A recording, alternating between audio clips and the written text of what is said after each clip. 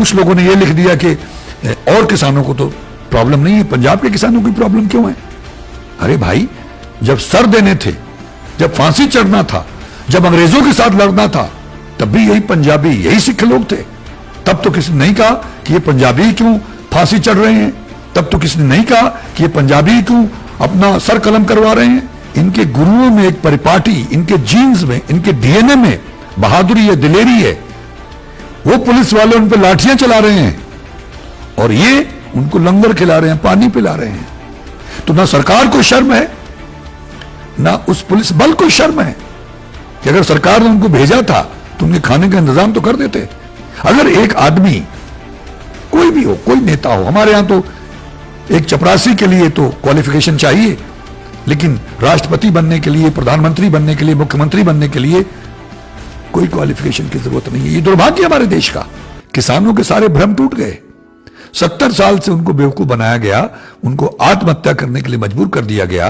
तो मेरी प्रार्थना है, ये सारी बात कहने का मकसद ये था कि जब भी कोई तानाशाह, जब भी कोई अहंकारी नेता आपको आदेश दे तो आप हुक्म के गुलाम मत बने, अपने दिमाग को इस्तेमाल करें। जरा सोचें कि आपके सामने खड़ा कौन है। क्या ये सारी जनता जब ये वोट दे के उनको सत्ता में लाती तो ये अक्लमंद होती है?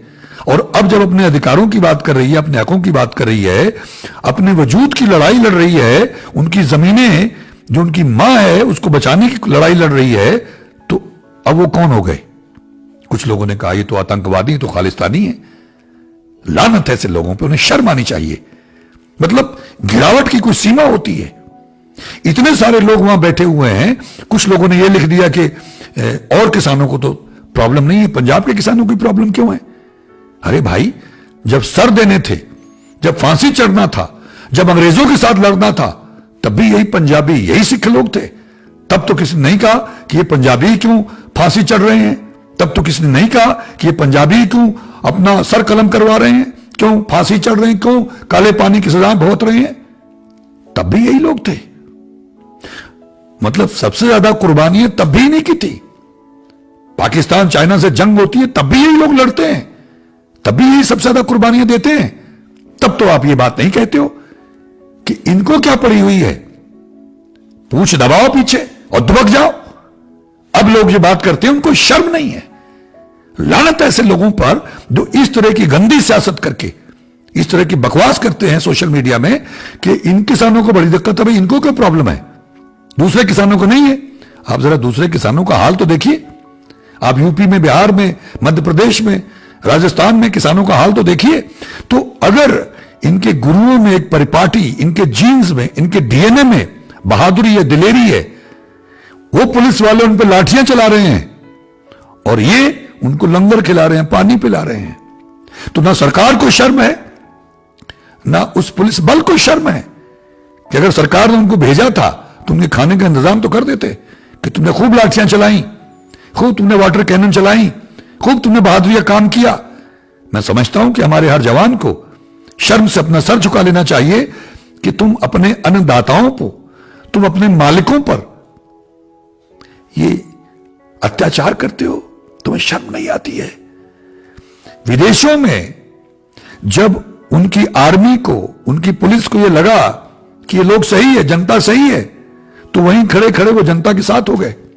हमको क्या हो जाता है, जब अंग्रेज थे तब भी तो हमारे ही लोगों ने उनकी फौज ज्वाइन की, उनकी पुलिस ज्वाइन की और हमारे लोगों को बूटों से रौंदा, हमारे क्रांतिकारियों को, हमारे देशभक्तों को रौंदा, मार डाला। लाजपत राय जी को हमारे ही लोग थे, उन्होंने हमारे ही लोगों को हमारे ही खिलाफ इस्तेमाल किया था। और अब ये भूरे और काले अंग्रेज उनसे भी कहीं ज्यादा खतरनाक हैं, तो इनको पहचानो भाई। मैं हर पुलिसकर्मी से प्रार्थना करता हूं, हर ऑफिसर से प्रार्थना करता हूं कि थोड़ा सा अपने दिमाग पे जोर डालो। आईएएस ऑफिसर से प्रार्थना करता हूं जिनको जिम्मेदारी दी जाती है, जरा सोचिए, अगर कल बात की जा रही है फौज को बुलाने की, तो फौज के फौजियों को, अफसरों को सोचना चाहिए कि यहां गलत कौन है और सही कौन है। अगर एक आदमी, कोई भी हो, कोई नेता हो, हमारे यहां तो एक चपरासी के लिए तो क्वालिफिकेशन चाहिए, लेकिन राष्ट्रपति बनने के लिए, प्रधानमंत्री बनने के लिए, मुख्यमंत्री बनने के लिए कोई क्वालिफिकेशन की जरूरत नहीं है। ये दुर्भाग्य हमारे देश का, इसीलिए हम आज इस कगार पे खड़े हुए हैं, तबाही के दाने पे खड़े हुए हैं। तो आप कैसे मानेंगे कि उनका फैसला सही है? और ये जो इतने लोग खड़े हुए हैं, अब तो यूपी से, बिहार से, राजस्थान से, हरियाणा से, मध्य प्रदेश से, महाराष्ट्र से सारे किसान आ रहे हैं। और मैं समझता हूं कि अब किसी भी किसान को बैठना नहीं चाहिए, क्योंकि किसानों के साथ हमेशा से अन्याय हुआ, मजदूरों के साथ अन्याय हुआ, गांव के साथ अन्याय हुआ है।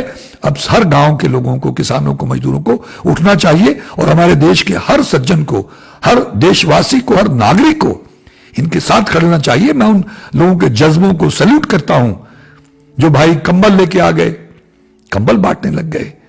एक बच्ची चाय लेके आ गई इतना ही है कि वो बेचारी चाय बना सकती थी तो वो चाय लेके आ गई उनके लिए। ऐसे ही लोग लंगर लेके आ रहे हैं, खाना लेके आ रहे हैं किसानों के लिए। इन्होंने हमको हमेशा खिलाया है, हमारा पेट भरा है, हमारा चूल्हा जलाया है, चाहे हम कोई भी हूं। आज हमारी जिम्मेदारी है। इन्होंने हमेशा हमसे कभी कुछ मांगा नहीं है, अब भी नहीं मांग रहे। कोरोना के लिए हमको डरा डरा के अंदर घुसेड़ा हुआ है, मास्क लगाए हुए हैं, वैक्सीन की तैयारियां हो रही हैं।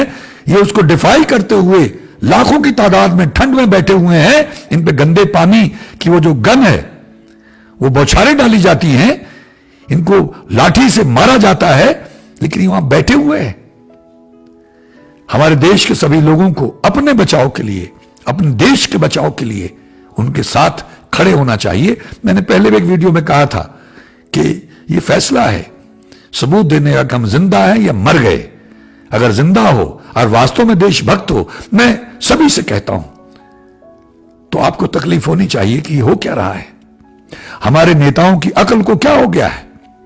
क्यों जबरदस्ती कर रहे हैं? जब वो कह रहे हैं भाई आज तक कभी ऐसा हुआ है कि हमारे देश के लोगों का जबरदस्ती भला किया गया हो?